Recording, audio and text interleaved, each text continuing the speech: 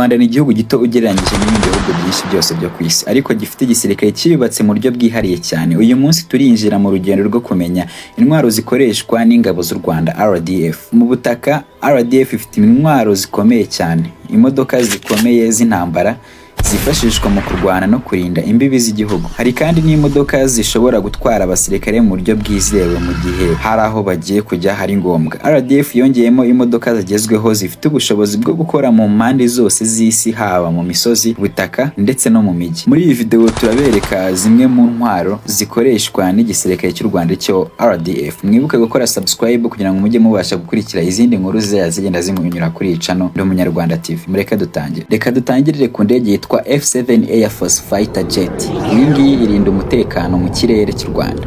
Ngira ngo izi ndege cyangwa se izi helicopter musanzwe muzibona mu mafilime ndetse n'ahandi hantu henshi. Turaza guhita tujya kuyitwa SA7 Glory Shoulder Fired Anti-Aircraft Missile. Iki ngiki ni cya gisasu bisaba yuko umuntu aba agifite ku rutugu igihe agiye kurasa. Iki gishobora kurasa indege iri kure cyane.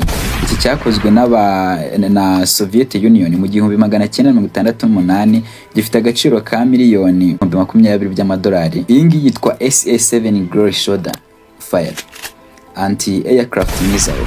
Iyi ngiyi yakorewe muri Soviet Union mu gihugu cy'Uburusiya. Ku makuru dukesha African Report avuga ko iki gisasu cyangwa se iyi ntwaro yakozwe mu 1968, ifite agaciro k'ibihumbi 20 by'amadolari. Reka tujye kuyitwa T72 tank.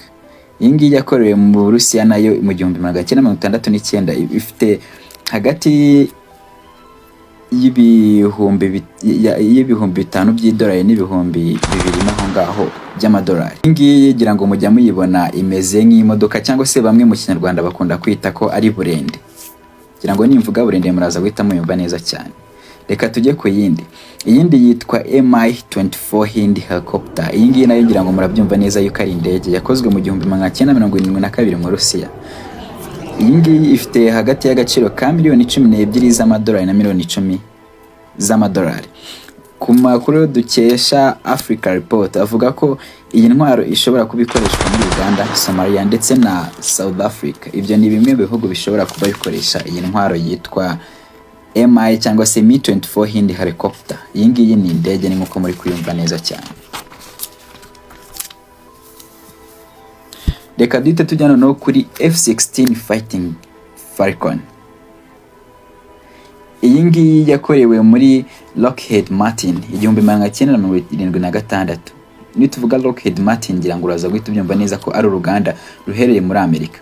Iyi ngiyi igura hagati ya miliyoni 14 na miliyoni 30 z'amadolari. Ibihugu bifite rero iyi ntwaro harimo Kenya ndetse na Israel.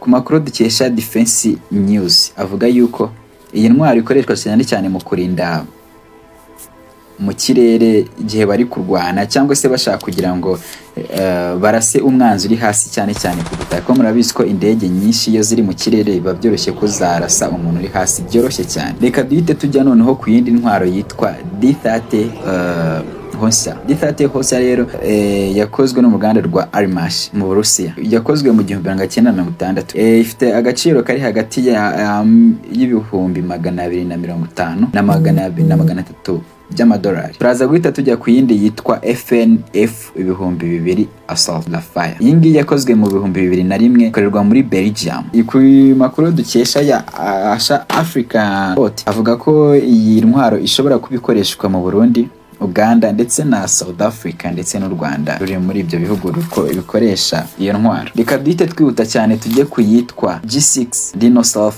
Property Bonsa. Iyi ngiyi yakorewe muri South Africa 1989. Ifite agaciro kari hagati ya miliyoni 4 z'amadolari na miliyoni 6 z'amadolari. Ngira ngo nimubishyira mu Manyarwanda muraza guhita mwumva ko ari amafaranga menshi cyane. Turaza guhita tujya ku mbunda yitwa M4 Carbine. Iyi ngiyi nayo yakozwe mu 1994. Igurwa hagati y'ibihumbi 7 n'igihumbi 500 cy'idolari. Ngira ngo izi ngizi nizo nabashije kuba nababonera. Ndakomeza mbashakira andi makuru. Niba icyo musabwa no gukora subscribe kuri YouTube channel yacu ariyo Ndi Umunyarwanda. Naho ubutaro mu yindi video nari muri kumwe nanjye TJP kuri YouTube channel yanyu. Naho utaha.